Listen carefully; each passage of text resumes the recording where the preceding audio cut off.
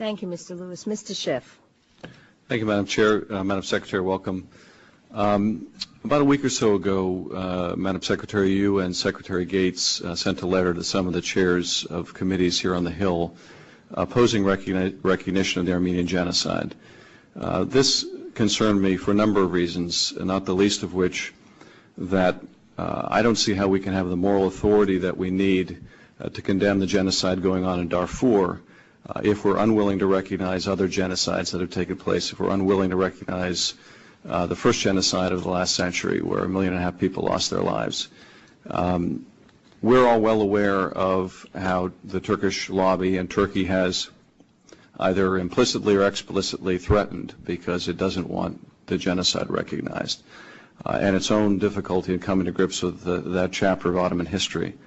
So I'm not going to ask you about that, but I do want to ask you, do you have any doubt in your mind that the murder of 1.5 million Armenians between 1915 and 1923 constituted genocide? Is there any doubt about that in your mind? Congressman, I think that these historical circumstances require a very detailed and sober look from historians.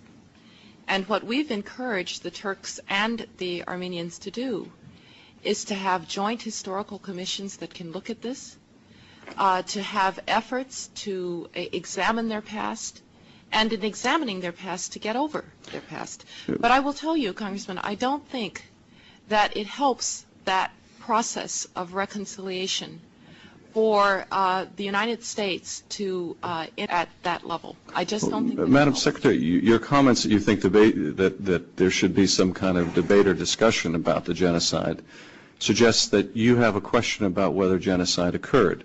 Is that correct? Congressman, I believe that this is something that Turks and Armenians are best to address through their own processes of coming to terms with their history. Lots of people have had to come to terms with their history. Yes, and Madam Secretary, we have to come to grips with our own history, yes, and we do. I personally am well aware of that. Madam Secretary,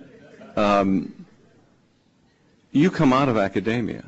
Yes. Is there any historic debate outside of Turkey? Is there any reputable historian you're aware of that takes issue with the fact that the murder of 1.5 million Armenians constituted genocide? Congressman, I come out of academia, but I'm Secretary of State now, and I think that the best way to have this proceed is for the United States not to be in the position of making this judgment, but rather for the Turks and the Armenians to come to their own terms about this. Lots of people are coming to terms with their history. In Asia, in Europe, people have had to come to terms Madam with their Secretary, own history. And as you said, we have no reluctance. We have no reluctance to recognize genocide in Darfur. We have no reluctance to talk about the Cambodian genocide or the Rwandan genocide or the Holocaust. Why is it only this genocide? Is it because Turkey is a strong ally? Is that an ethical or moral reason to ignore the murder of 1.5 million people? Why is it we don't say let's relegate the Holocaust to historians or relegate the Cambodian genocide, the Rwandan genocide? Why is it only this genocide that we should let the Turks acknowledge and not acknowledge? And Madam Secretary, Hrant Dink, who was murdered outside of his office, is not a testimony to Turkish progress. The fact that Turkey brought a Nobel-winning author up on charges of insulting Turkishness because he talked about the murder of the Armenians doesn't show great efforts of reconciliation in Turkey. Why is it only this genocide we're incapable of recognizing? Congressman, we have recognized, and the President recognizes every year in a resolution that he himself issues, the historical circumstances and the tragedy that befell the Armenian people at that time. We do recognize it. But I don't, if you'll just allow me, I do not see that this situation is going to get better in the sense that it allows Turks and Armenians to move on to deal with their present, unless we are able to let them deal with their past. As to the murder that you... Madam Secretary, because I'm going to run out of time, well, you recognize more than anyone as a diplomat the power of words. Yes. And I'm sure you supported the recognition of genocide in Darfur, not calling it tragedy, not calling it atrocity, not calling it anything else, but the power and significance of calling it genocide. Why is that less important in the case of the Armenian genocide? Congressman, the power here is in helping these people to move forward. After the murder that you talked about, Turks went into the streets to embrace Armenians and to say that this is not the way that Turks behave. The foreign minister himself has called into question the issue of arresting people for Turkishness.